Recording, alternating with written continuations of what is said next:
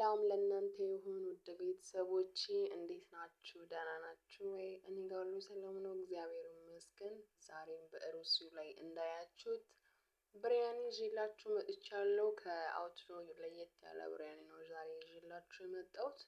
በጣም ቆንጆ የሆነ በጣም የሚያምር ነውና እስከ መጨረሻው ቪዲዮን እዩት። ይህንንማ ሰርታችሁን መቅመስ አለባችሁ። እንግዲህ እዚህ ጋር ያዘጋጅነው እቃዎች አሉ። ሽንኩርት፣ ቲማቲም፣ ካሮት። እኔ እንግዲህ የሚበቃኝን ያዘጋጀሁት። እንደተለመደው እናንተ የሚበቃችሁን ማዘጋጀት ትችላላችሁ።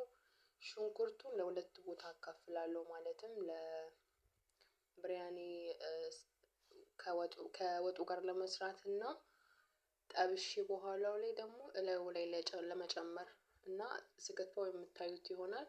አሁን የከተፍኩ ያለው ለሳሎና ወይም ለወጡ ነው ማለት ነው። 2 ቲማቲም እና 3 ሽንኩርት ምናምን ይሄን የጨመርኩት።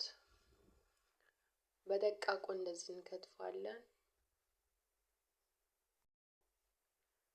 ቲማቲሙንም ሽንኩርቱንም እንደዚሁ ከከተፍነው በኋላ እንግዲህ እናዘጋጃለን። ነጭ ሽንኩርት ያልከተፍኩትኝ ፓውደር ስላለ ፍሬሹን አልጠቀመውም። ፍሬሹን ግን እናንተ መጠቀም ትችላላችሁ።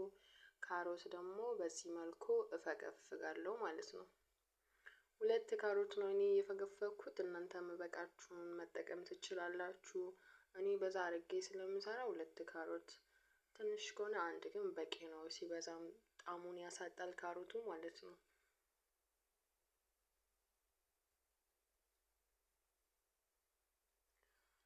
እና ቅድም እንዳልኳችሁ አሁን ይሄ የምከትፈው ሽንኩርት በኋላ ጠብሼ እላዩ ላይ ለመጨመር ነው። ቀጥ እንደዚህ በረዥሙ ከትፋለሁ፣ ከዛ እጠብሳለሁ ማለት ነው። በኋላ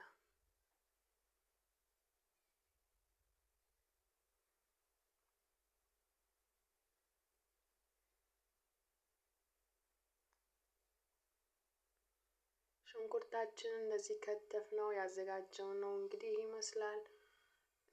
ሽንኩርቱን ያንን ከተፍኩትኝ የሚያስፈልገኝን ግብአቶችን በሙሉ አስተካከልኩትኝ። ዶሮዬንም አጥቤ እዚህ ጋር አዘጋጅቻለሁ። እኔ እንግዲህ ቆዳውን አላነሳውም፣ እናንተ ማንሳት ግን ትችላላችሁ። እዚህ ጋር ያለው ቆዳ ምናምን ጮማ ያላነሳው ጮማ ስለሚፈልጉ ነው ሰዎቼ። ለዛ ነው በደንብ አጥቤ ያለው በከል በሎሚ ምናምን አድርጌ። አሁን ቀጥታ ወደ አሰራሩ እንገባለን። ማንኛውም የምግብ ዘይት መጠቀም እንችላለን። ይሄንን ዘይት ማለት ነው እኔ የተጠቀምኩት። ከዛ ቅድም የከተፍነው የወጡን ሽንኩርት እንጨምራለን። ቀላ እስኪል ድረስ ቀስ ያደረግነው እናቁላላለን በዚህ መልኩ።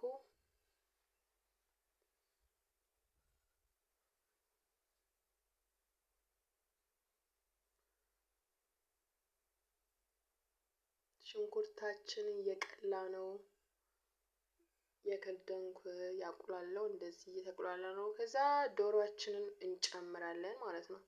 ዶሮ እንደዚህ በተቁላላ ሽንኩርት ላይ ሲጨመር በኋላ ሲበስል ጣዕም ይኖራል ማለት ነው። በጣም ደስ ይላል።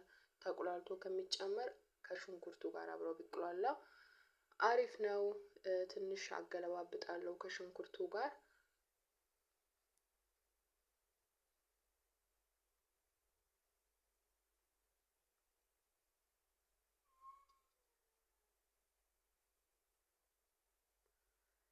እንደምትመለከቱት እንግዲህ ትንሽ ካቁላላሁትኝ በኋላ ያዘጋጀሁት ቅመማ ቅመም ጨመርኩትኝ።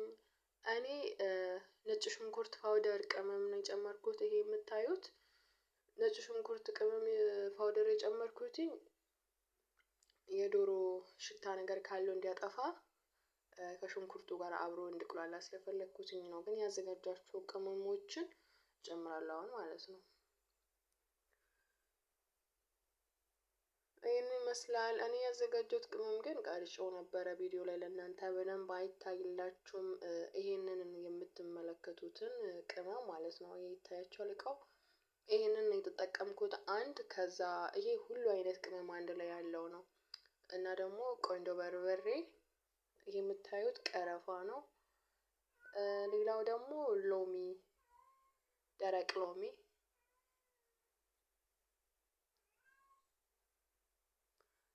ከሞን፣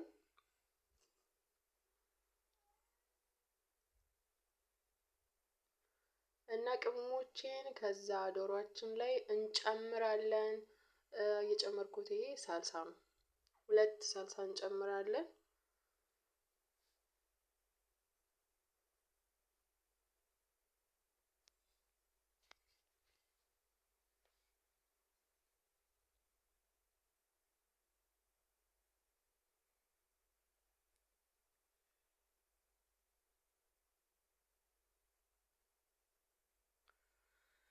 እንደምታዩት ጨመርነው። ሁሉንም ደግሞ አንድ ላይ እናዋህዷለን ማለት ነው። ቲማቲሙንም ስጨምር አላያችሁ ይሆናል። ቲማቲሙን፣ ሳልሳውን፣ ሁሉ ነገር እንደዚህ ጨምራለሁ። ከዛ ለተወሰነ ደቂቃ ከደንኩት። ከዛ ቅድም ያዘጋጀነውን ሽንኩርት ለመጥበስ በጎኑ ለሽንኩርቱ ዘይት እንጥዳለን ማለት ነው። ዶሮአችን በዚህ መልኩ እየበሰለች ነው። የተንተከተከ ነው። እኔም የከፈትኩ ያማሰልኩ ቀስ እያረኩኝ እሳት ቀንሼ እያበሰልኩት ነው ያለው በመካከለኛው ማለት ነው።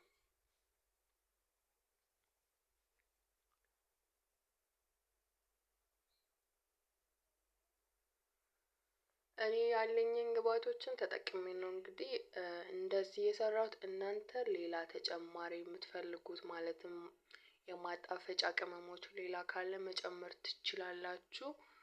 በዚህ መልኩም ብትሰሩ በጣም ነው የሚጣፍጠው፣ ምንም ጥርጥር የለውም። እና ስለዚህ ሰሩት። ሽንኩርታችንን እንጨምራለን። ዘይቱ ሞቋልና እንጠብሳለን እንደዚህ። ሽንኩርቱ ላይ ትንሽዬ ጨው ብቻ ነው የጨመርኩትኝ ቅድሚያ ጣዕም እንዲኖረው በኋላ ላይ።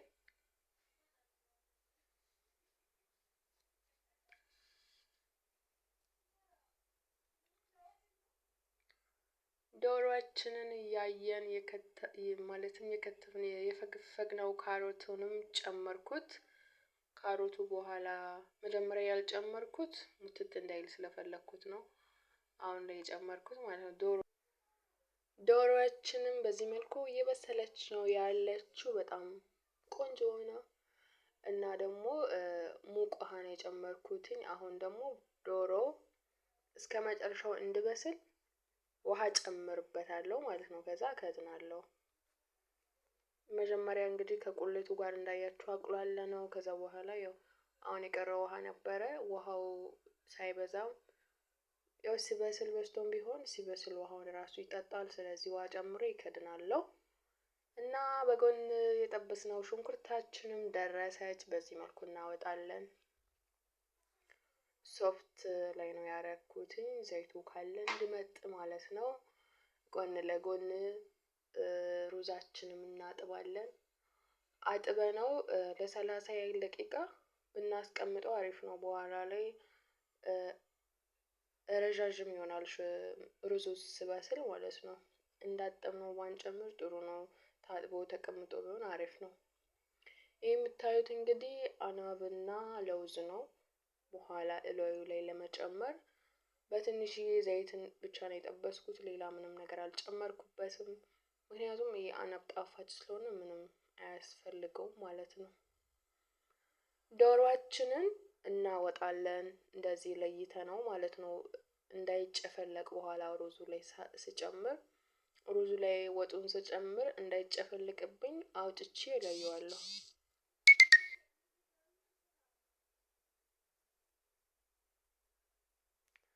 እንግዲህ ሩዛችን ደረሰ። ይኸው በዚህ መልኩ አጠንፍፍነው። ከዛ ደግሞ ያዘጋጀነውን ወጡን ሩዙን በመጀመሪያ ከስር እንጨምራለን። ከዛ ሳሎናው ወይም ወጡን በምታዩት መልኩ እጨምራለሁ። ከዛ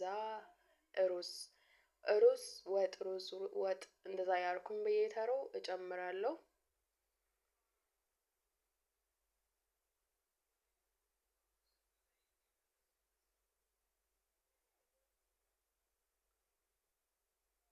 ከዛ የብሪያኒ የሩዝ ይሄ ቀለማቶች አሉ ፓውደሮቹ ይሄንን እንጨምራለሁ። ያው ብሪያኒ ቅመም ነው ከለር የሚሰጥ ማለት ነው። 2 አይነት ከለር የሚሰጠው ነው የጨመርኩትኝ። ቅድም ካዘጋጀነው ሽንኩርቱ በዚህ መልኩ እንደዚህ እንጨምራለን። ከለውዞቹ ከአናቦም እንደዚህ ጨምራለሁ። በኋላ አንድ ላይ ሳደባልቀው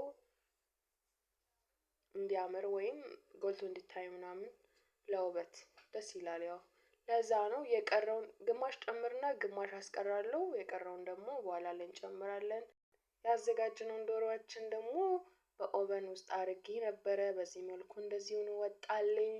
ቪዲዮዬን እስከ መጨረሻው ካያችሁ በጣም አመሰግናለሁ። ሰብስክራይብ፣ ሼር ማድረግ እንዳትረሱ። በሌላ ቪዲዮ እስክንገናኝ ቸር ሰንብቱ።